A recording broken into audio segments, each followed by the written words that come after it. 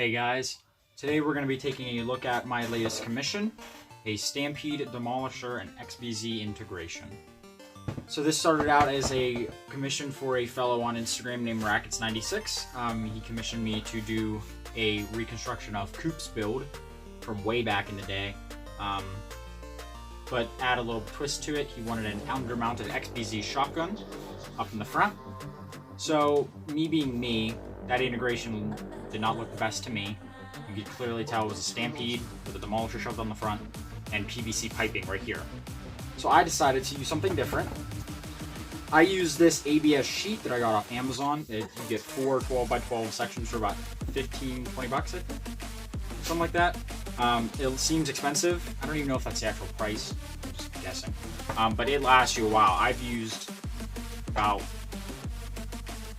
this half another one, and I can't find it. I think I threw it somewhere. And it works really well. It's bendable. You can bend it with a heat gun, and it takes plastic repair epoxy, otherwise known as DevCon plastic weld. Very good material for doing integrations and keeping lines clean. Now, as you can see, I used that black ABS all over the bodywork. Mostly right here on this side and right here on this side. There were big gaps right here in the shells from the window of the Stampede and just some gaps, you know, from normal stuff. So I followed the lines of the Demolisher shell with a little bit of, this was the window of the Stampede on this side at least, and then I glued it down, and then I did epoxy sculpt over it. You guys don't know what epoxy sculpt is, what I use for this integration. If you know what epoxy putty is, it's pretty much that, but it cures in 24 hours with a 3-hour work time, so you can get a lot more nice details in your work, which is what I've done here. I use that for here. I use this piece right here, and then I use 2 pieces under here to do the underside of the grip, if you can see that down there. It's gonna be a little tough.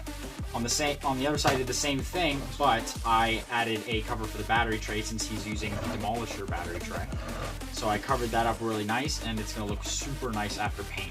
He's painting this and doing internals. I'm just doing the body work. We have more blending up here. Turned out really nice on both sides. Blending back here, and then the undermounted XBZ is held within our retaliator barrel, and that's very nicely blended up there. I did kind of a sloped look, if you can tell that.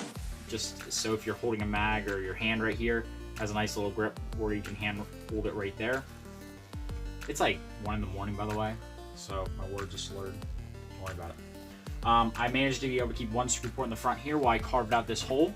And yes, my hole carving skills need some work. But I already asked him, he said it's okay, so let's chill. And that'll help add extra attachments, and retaliator barrels are plentiful, so if he really wants me to, I'll send him an extra one so he can have it. This was blended down here with more ABS sheet covered in epoxy sculpt, and then in here I did epoxy putty because I had the tanks permanently in here at this point. So yeah, I used epoxy putty to blend that button in very, very well. You can see that it's very comfortable. It's a one-hit button portion. And then these got warped a little bit, so I filled them in with epoxy putty, not epoxy sculpt, because I was starting to run low. I used some more epoxy putty down here and to fill some of these gaps, just small gaps. Still need to sand that one out, actually. So this down here is really good. I really like how this grip turned out. This is the Stampede right here at this line of epoxy sculpt, and this is Demolisher. And I sanded them very nice and kept this body line, this handle line. And this flows right here, this line, you can see that, past the Hornet handle. This line flows right here into here, and then it gets bigger. So it looks like one continuous piece, which is a very nice detail I threw in. It looks, the handle is one of my favorite part of this mod, because it just looks really good. And then down here we have the cut for the handle. It just pumps effortlessly. This is secured to this shell as well. Only with hot glue though, so you can still remove it and do maintenance on the pump, because the pumps do need maintenance after a while. Then we have the handle blended right here. And then in the back, there's not really anything. So it's all mostly right here. The back didn't get touched. There's gonna be a battery tray. And in there you can see the wiring for the XBZ. Let me show you that real quick. So as you can see, there's a quick disconnect on the XBZ tank. Yes, this is a hot glue nightmare, but it works. The tank is very secure. I cut down a XBZ by Busby to about right past the blast button. You can tell there's a little bit of the pump left right here. I always do that just so I can keep the QEV, or it's like the safety mechanism so you don't blow up your tank.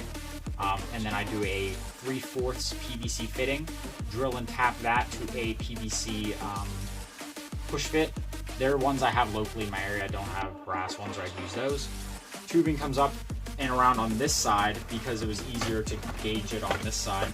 Runs up to the top of the Demolisher so it doesn't impede the internals. Hot glue down here is your Hornet pump. End cap still on so it won't pull out. And then this gives you a very nice amount of pumpage. As like it gives you a good volume of pumping. And then to put this together, it's actually very easy. When the shells are like this, I can literally push this in. There's a wall where you have to get it so it actually activates. See, it's leaking right there. You have to keep pushing.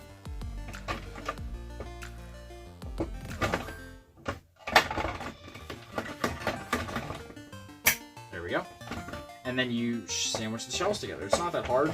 Another thing you gotta watch out for is sometimes the wire or the hose will get stuck in between these two shell pieces, but it's actually not happening right now, so that's good. It's getting caught on something else though. Actually, hold on, I'm gonna mess this up. It goes in between here, slides.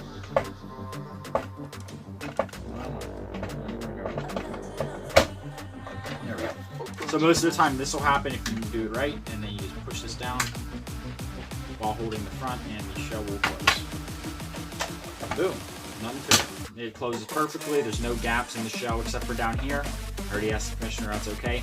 It was either leave a tiny gap right here or have a really small pump. And he wanted the biggest pump.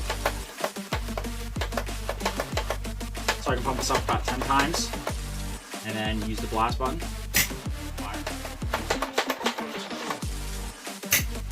That's good. And these are the covers. They just, from the retaliator barrel, they just slip on here.